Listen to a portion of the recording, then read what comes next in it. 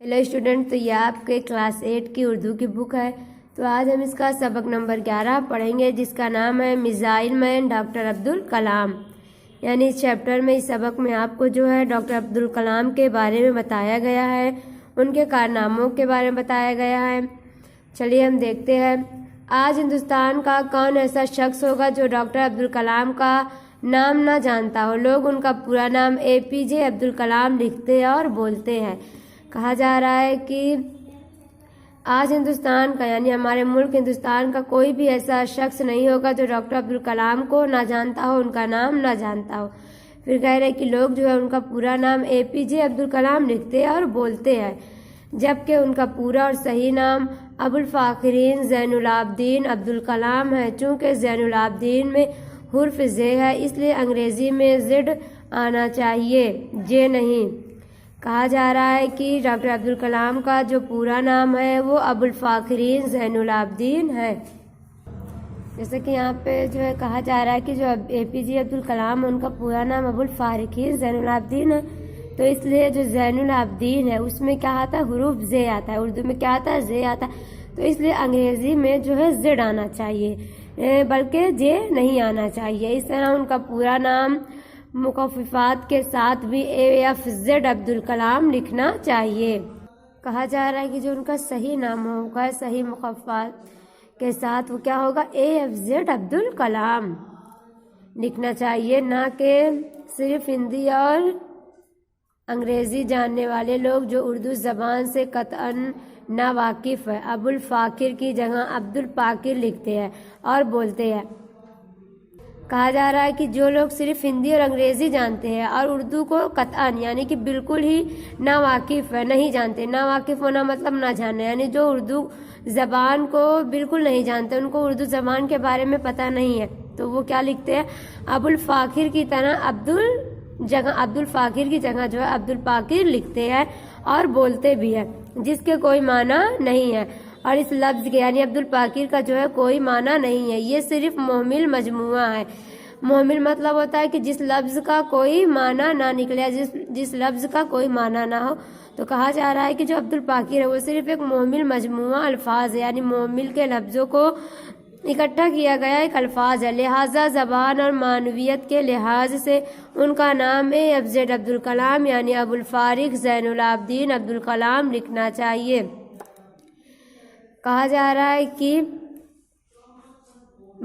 लिहाजा यानी कि इसलिए जो है मानवियत यानी सही मानों में उनका नाम जो है AFZ अब्दुल कलाम यानी अबुल फारिक ज़ैनुल आबदीन लिखना चाहिए, APJ अब्दुल कलाम नहीं। जो APJ अब्दुल कलाम लिखा जाता है वो कहा जा रहा है कि वो जो है बिल्कुल गलत है।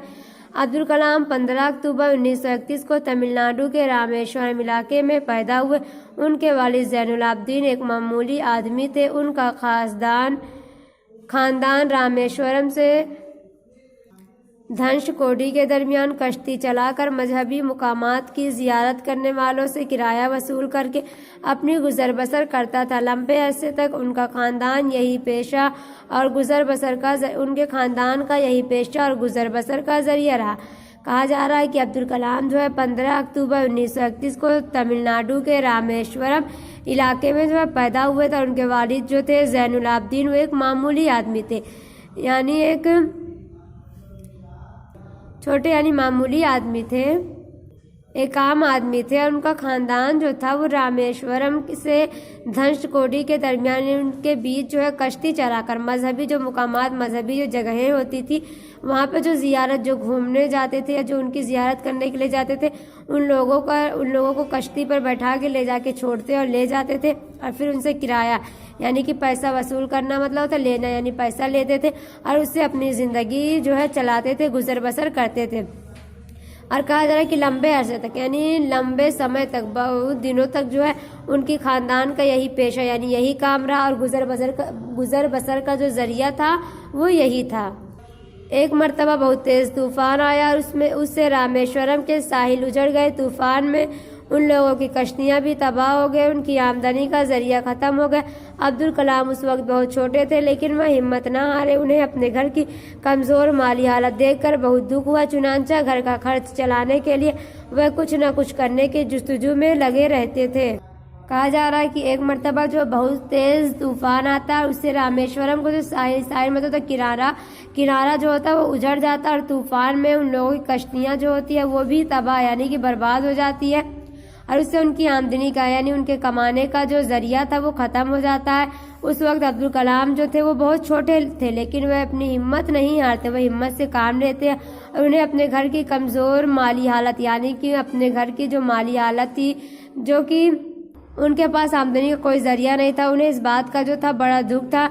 इसलिए वो क्या करते थे, अपने घर का खर्च चलाने के लिए कुछ न कुछ करने की जुस्तजू मतलब था चाहत, यानी कुछ न कुछ करने की वो चाहत में लगे रहते थे, काम ढूंढने में लगे रहते थे। उस वक्त वहाँ के बाजारों में इमली के बीजों की बहुत मांग थी। उन्होंने इमली के बीज इकट्ठा करके बेचना शुरू कर दिए, जिससे उनको खर्च के लिए कुछ पैसे मिल जाया करते थे। उसके बाद वह एक मशहूर तमिल अखबार खरीदने और बेचने लगे।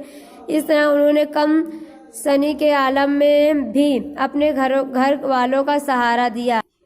कहा जा रहा है कि उस वक्त जो वहाँ के बाजार थे, वहाँ पे इमली की जो बीज थे उसकी बहुत ज़्यादा मांग थी, इसलिए एपीजे अब्दुल कलाम जो होते हैं वो इमली के बीजों को इकट्ठा करते हैं, उसे बाजार में जो है बेचना शुरू कर देते हैं। उससे उनको अपने घर के खर्च के लिए कुछ पैसे मिल जाते हैं।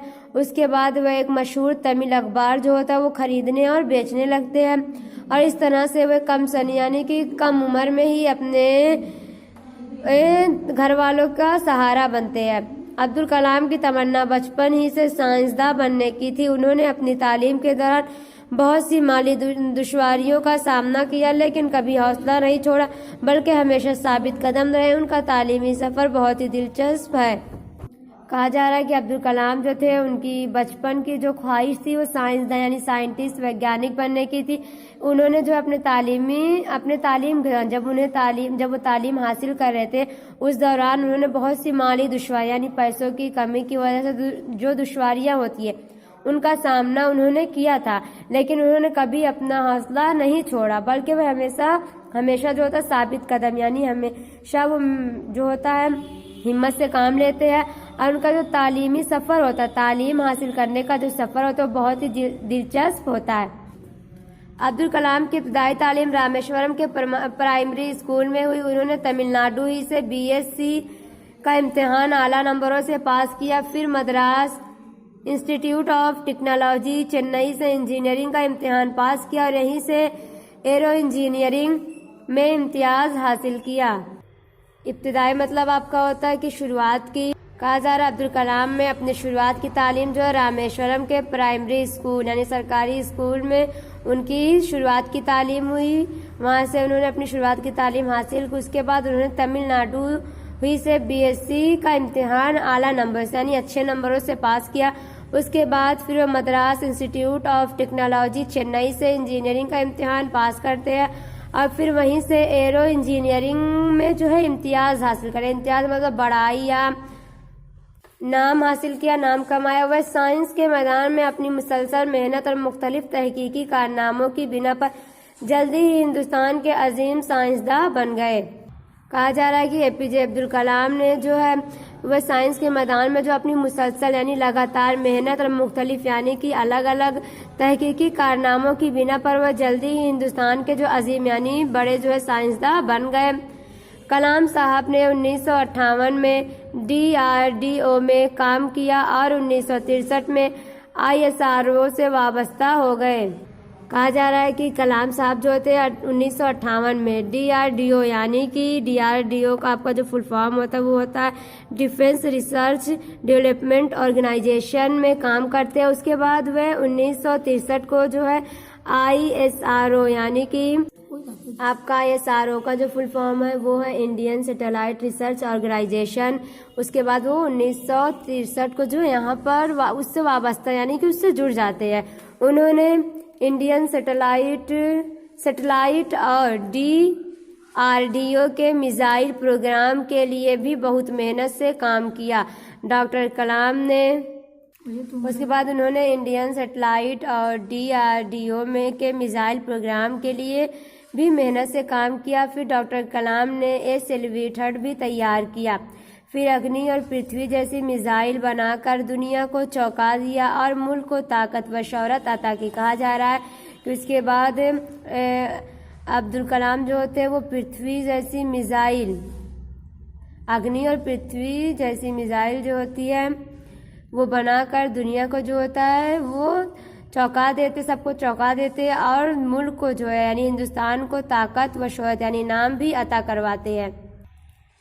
उसके अलावा उन्होंने त्रिशूल, आकाश और नाग जैसी मिसाइल बनाकर मुल्क को दुनिया के ताकत और ममालिक की लाइन में लाकर खड़ा कर दिया। कहा जा रहा है कि उसके बाद अब्दुल कलाम जो होते हैं वो त्रिशूल, आकाश और नाग जैसी मिसाइलें बनाकर दुनिया को ताकत और ममालिक की लाइन में यानी दुनिया को और भी ज़्यादा ताकतवर बना देते हैं। उसको ताकतवर ममालिक की लाइन में, ताकतवर मुल्कों की लाइन में लाकर जो है खड़ा कर देते हैं। देखिए आपकी यहाँ पे पिक्चर दी हुई है, अग्नि मिसाइल, पृथ्वी मिसाइल, नाग मिसाइल। बच्चों आज की वीडियो में बस इतना ही। अगली वीडियो में आपको जो बचा हुआ सबक है वो पढ़ाया जाएगा, तब तक आप इसे पढ़िए और समझिए।